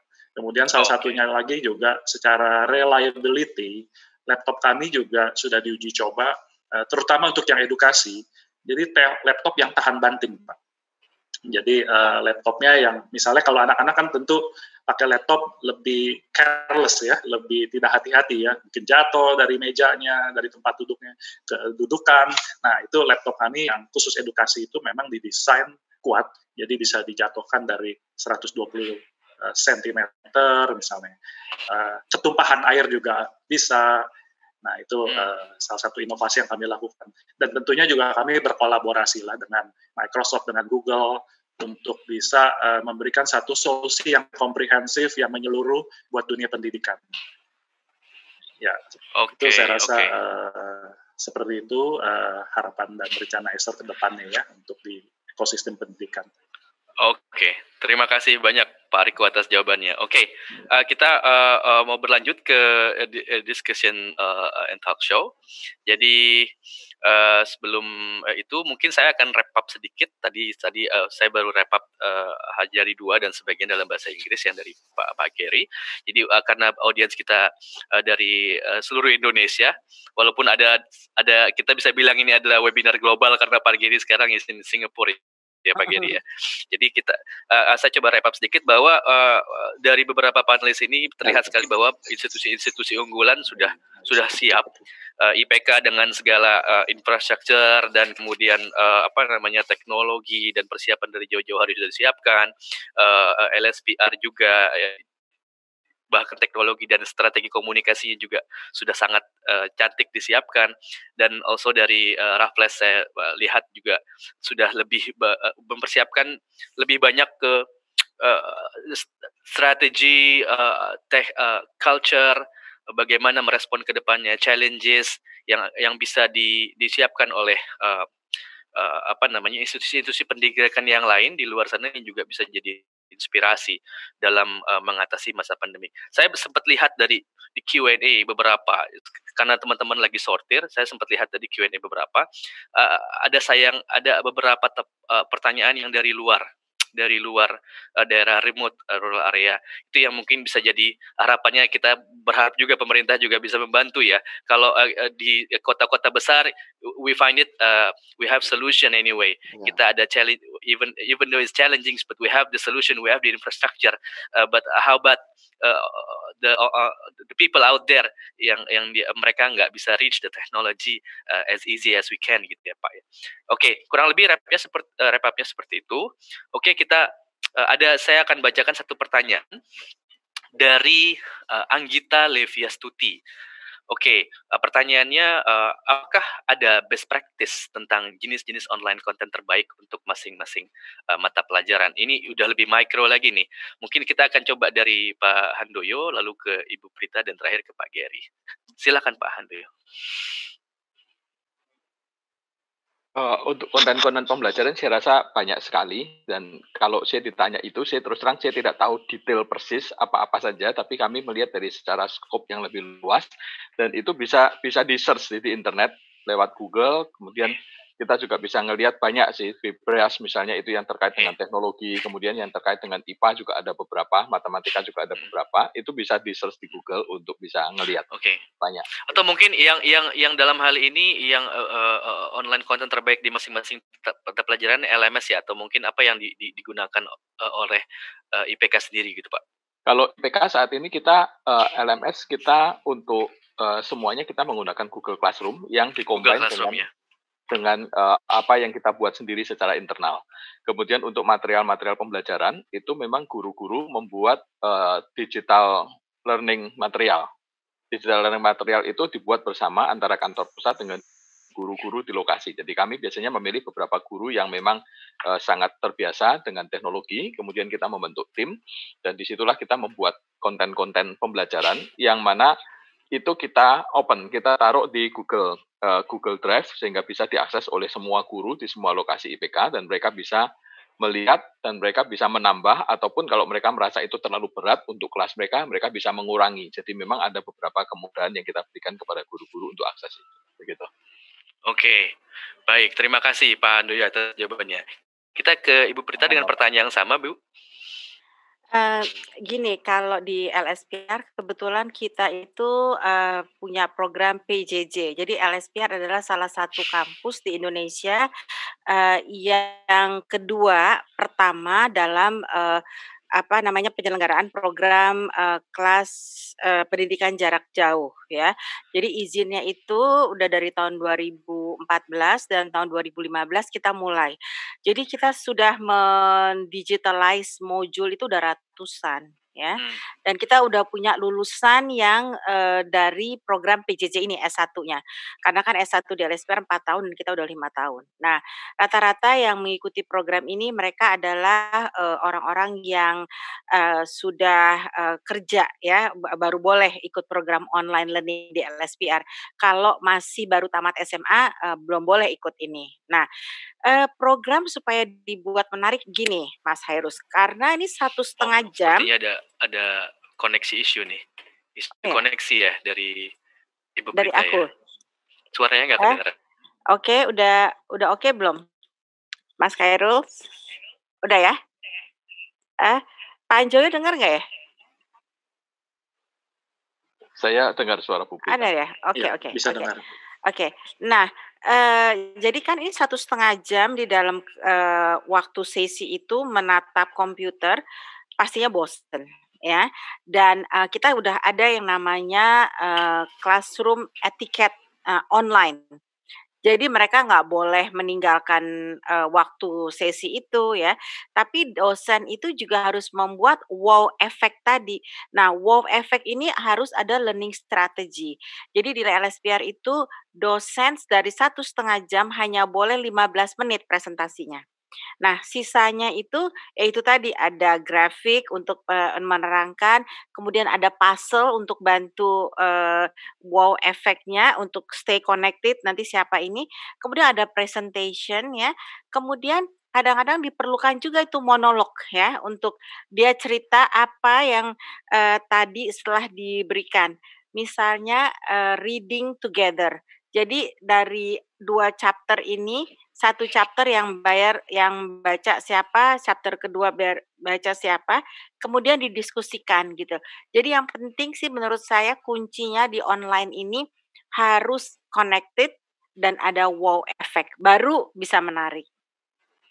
Oke, I see. Connected and ada wow effect ya. LSPR sendiri sudah dari 2014 ya Bu ya, ada PJ ya, sertifikasi untuk pendidikan Iya, jarak jauh Bu ya. Jadi izinnya sebenarnya dari 2014. ada platform yang dikembangkan sendiri oleh LSPR gitu Iya, dalam hal ini. jadi sudah Oke, baik. Itu mungkin ratusan ya modul ya yang ada sudah model yang udah Oke. di-digitalize. Oke, very interesting Bu. Oke, mungkin ke Pak Gary, how about the questions? Mungkin I will repeat the questions. What online content, the best online content that Raffles school use in terms of each of the field of study, field of subject study. Maybe you can share us some information, Pak. Yeah, I think basically just now one of the participants was asking about the where do we get the best practices, resources. I think there are quite a bit of that.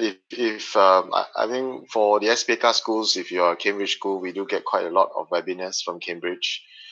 You can look for ASCD. ASCD got a lot of wonderful articles on how to do really online learning, some tips on how to keep things simple and stuff like that.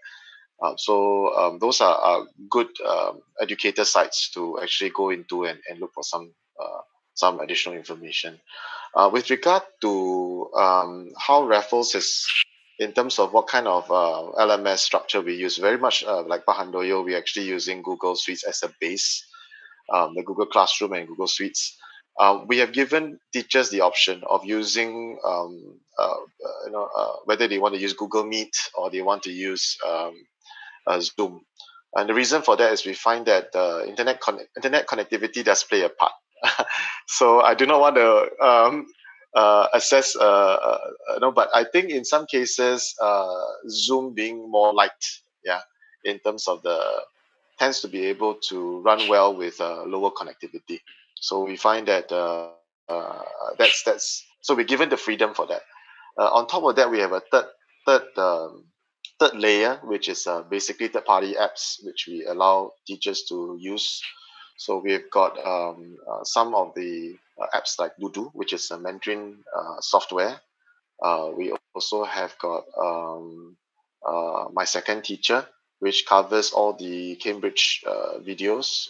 So every learning outcome in Cambridge has a video. And also with Qubits, which is actually a mathematics software. So we do use those as a base, and on top of it, teachers use things like Padlets. They use things. Padlets are basically brainstorming. They use mind mappings and stuff like that. Software to basically, and quiz software to basically support that. For preschool, they have also they looked at Seesaw. Seesaw was a good thing, good software that the teachers use. So our guidance at this moment in time is that the bottom tier, which is the base, which is the Google Suites, is everybody need to use that because all our resources and everything is all stored there. But on top of it, we give teachers a little bit of leeway in terms of selecting what kind of video conferencing tool to use, as well as also what kind of third-party applications that they want to use. So the school has subscribed to 3 main ones, which is Dudu, Qubits, and My Second Teacher. But on top of that, like Padlets and so on and so forth. We give teachers and departments a budget to basically decide which tool they want to buy and how they can use it in the classroom. So that's how we approach that. Yeah. Okay. Thank you very much Pak Gary. Terima kasih. Oke, Ibu Anggita Leviasuti semoga menjawab ya. Tadi jadi kita ada beberapa jawaban dari panelis kita bahwa di IPK menggunakan Google Classroom dan di-combine juga dengan internal app. Di LSPR sendiri juga ada pendidikan jarak jauh yang sudah di-develop sejak tahun 2014. Kemudian sudah di-digitalize modul-modulnya secara ratusan dan all connected. Kemudian di Raffles juga ada Google Classroom, ada juga menggunakan Dudu dan beberapa aplikasi-aplikasi yang lain. Oke, kita lanjut ke pertanyaan kedua. Ini ada pertanyaan yang sangat menarik nih dari Ibu Ermina di Ungaran di Semarang. Oke, mungkin pertamanya untuk Bu Prita. Jadi ada pertanyaan seperti ini. Ibu Prita, tadi Ibu menyebutkan tentang plagiasi. Bagaimana cara LSPR, kiat apa yang dilakukan LSPR untuk mengetahui bahwa siswanya nih, kebetulan Ibu ini mengajar SMP ya. Bagaimana cara LSPR mengetahui bahwa siswa ini mengerjakan tugas-tugasnya sendiri dan mereka mengumpulkan, mungkin lebih ke verifikasi atau segala macam ya, cara tugas-tugas online gitu. Lalu kemudian bagaimana cara meningkatkan parents teaching kompetensi? Lalu mungkin yang dua ini karena lebih ke lower grade ya. Kalau LSPR kan mungkin lebih ke udah graduate ya. Ini lebih ke mungkin nanti ke Pak Handoyo juga dan Pak Geritan. Bagaimana cara parents increase kompetensi mengajarnya? Materi apa saja yang harus dibagikan bagi lower grade? Mungkin untuk saat ini ke Ibu Prita dulu, bagaimana cara kiat dari LSPR menghadapi plagiasi itu, seperti itu, Bu? Iya, plagiasi itu sebenarnya ada softwarenya di kampus yang dipakai. Jadi biasanya untuk tesis itu justru untuk melindungi kita, ya, melindungi kita kampus untuk dituntut dan juga untuk mahasiswa. Namun itu software hanya sekedar software. Tapi yang kita pentingkan adalah kita mengeducate anak-anak kita untuk tidak plagiat. Nah, jadi sistem pelajaran di LSPR itu lebih banyak pakai AC ya, yang dimana kadang-kadang harus ada grup student. Jadi mereka kerjasama dan dipisahkan topiknya. Misalnya tadi itu kayaknya reading together. Ada 4 chapter, yang satu grup baca yang satu chapter, grup 2 baca chapter 2, 3 dan 4. Kemudian didiskus sama-sama. Jadi sulit untuk plagiat. Nah, kemudian membiasakan menulis catatan kaki atau reference. Karena kan kita ini juga harus belajar dari berbagai reference. Kita harus lihat dari berbagai macam perspektif. Jadi bukan plagiat, mengambil telek-telek, boleh mengambil, tapi masih kita harus kasih tahu dari mana sumber ini. Kemudian kalau bisa ada 2 dan 3. Di kampus di LSPR ditetapkan nggak boleh sumber hanya dari Mr. Hairus Zumani aja. Harus ada dari Pak Gary, ada dari Pak Riko Gunawan, dari Pak Hanjoyo, sehingga menjadi kaya satu presentasi itu atau satu temuan yang dibahas bersama. Jadi tadi untuk plagiarisme tadi ada alatnya, tapi kita lebih mengencourage untuk supaya bisa student itu jangan melakukan plagiat, itu lebih penting. Oke. Jadi lebih ke encouragement Bu ya, jadi ada aplikasinya juga, tapi sebenarnya lebih ke mengedukasi dari siswa-siswa sendiri itu Bu ya. Oke, menarik Ibu, terima kasih.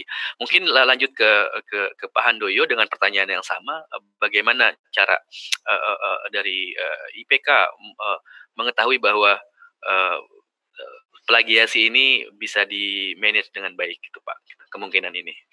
Oke, yang pertama Pak, kalau kita ngomong plagiasi itu kan sangat luas ya. Artinya kalau kita harus mengetahui semuanya plagiat atau enggak, itu juga kemungkinannya sangat sulit. Gitu. Mungkin ada beberapa yang bisa langsung dideteksi, ada yang tidak.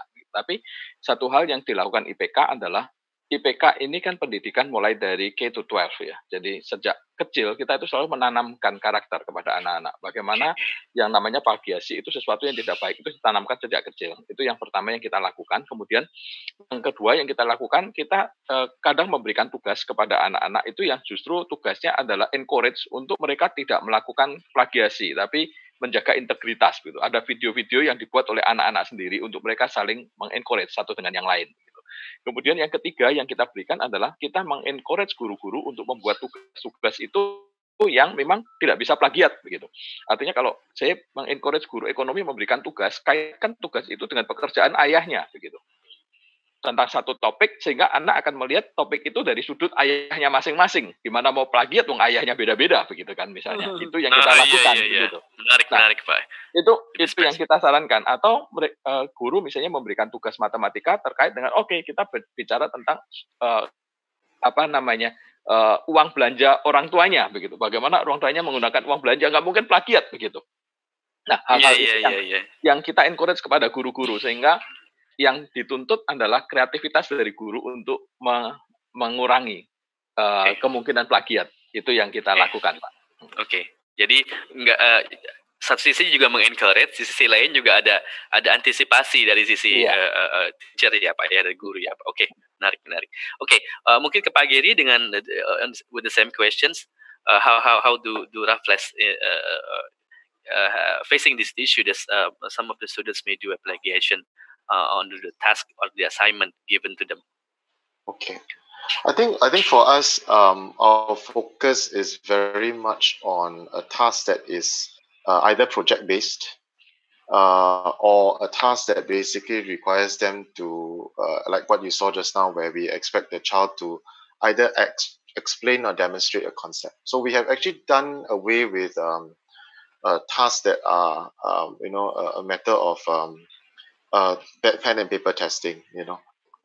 We have done quizzes online. So quizzes online where it's real time is another way of doing it. Where we actually, in that case, children basically learn how to. It's really capturing real time. I think in terms of assessment, it's no longer a hard score that we are looking for. At Raffles, we are looking at competencies. So we are looking at skills, whether the child has mastered the skills, whether they have mastered the competencies, whether they understand the concept and they can demonstrate the concept.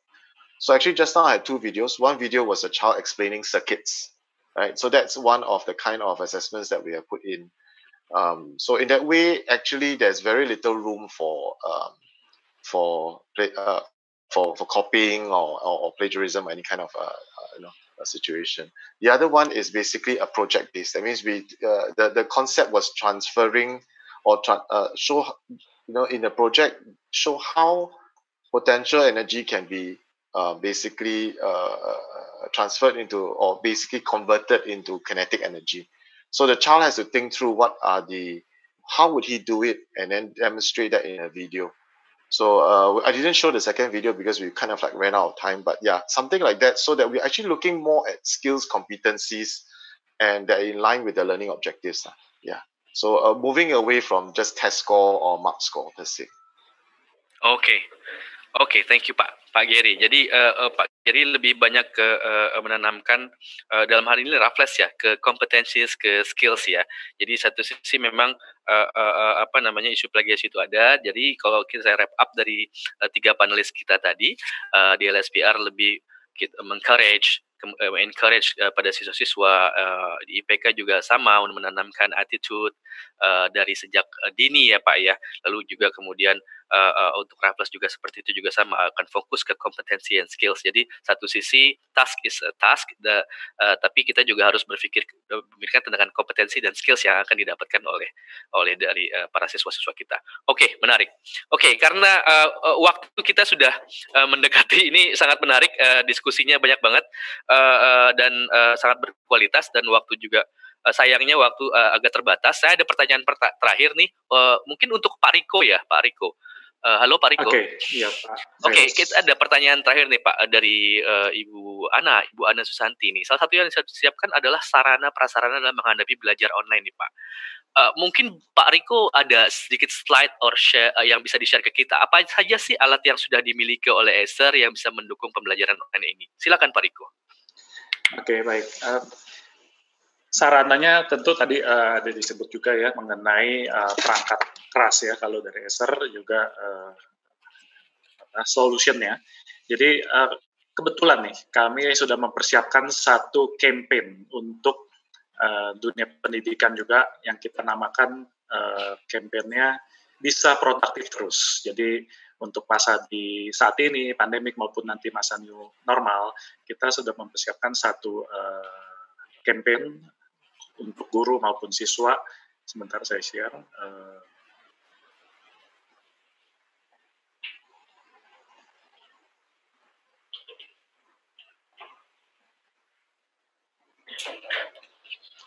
Ya, sudah terlihat. Oke, jadi melalui campaign ini yang bisa lihat detailnya di acerid.com/wecare, ada berbagai macam produk Acer yang bisa mendukung pembelajaran bagi para siswa, juga para guru ya, juga pihak sekolah lah. Dan melalui campaign ini kami berikan berbagai macam promosi yang menarik lah. Salah satunya yaitu bisa mendapatkan satu scholarship ya dari London Metropolitan University untuk belajar di sana. Kemudian juga ada bonus GoPay, kemudian juga ada gratis Office Home and Student, jadi Microsoft untuk pembelajaran tentunya ini bisa digunakan. Kemudian ada wireless mouse dan berbagai macam lagi penawaran yang kami sudah siapkan. Nah, untuk detailnya bisa dilihat sebenarnya di acerid.com/wecare. Juga bisa kontak di website ya Pak ya. Oke. Iya, bisa kontak juga ke nomor 1500155. Oke, ada nomornya tertera Pak ya. Oke. Iya. Ya, itu dari kami ya untuk menyiapkan perangkat yang dibutuhkan bagi dunia pendidikan saat ini. Oke.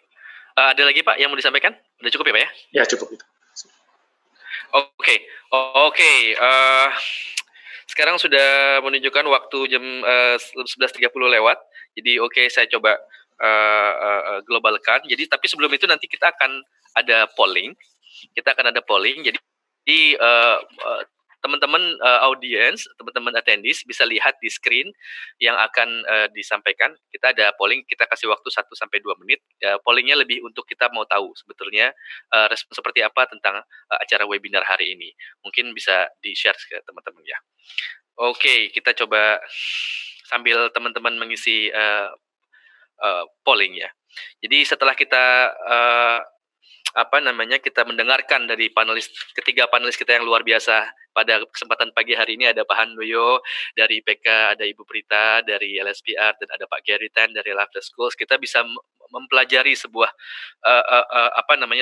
sebuah adaptasi terhadap perubahan, adaptasi cepat, agile, dan kemudian bahwa terlihat sekali bahwa persiapan itu sudah harus dilakukan jauh-jauh sebelumnya.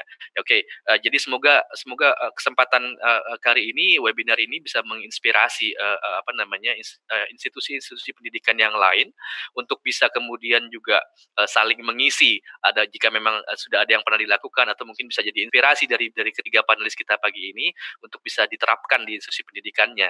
Tentunya untuk satu tujuan yang sama, agar bangsa kita dan negara kita memiliki kualitas pendidikan yang baik, dan kemudian kita bisa beradaptasi terhadap perubahan-perubahan ke depannya, seperti itu kurang lebih ya. Jadi key winningnya juga tadi dilihat lebih banyak ke culture, adaptasi terhadap perubahan, cepat adaptasi terhadap perubahan, kemudian ada transformasi budaya, kemudian IT is a must. Ya, IT adalah sebuah keharusan, jadi fundamental, dan Acer bisa membantu itu. Jadi kemudian kita bisa berharap dan kita bisa mentransformasikan institusi-institusi pendidikan ke depannya bisa lebih baik, dan kita bisa menghadapi pandemi ini dengan optimisme.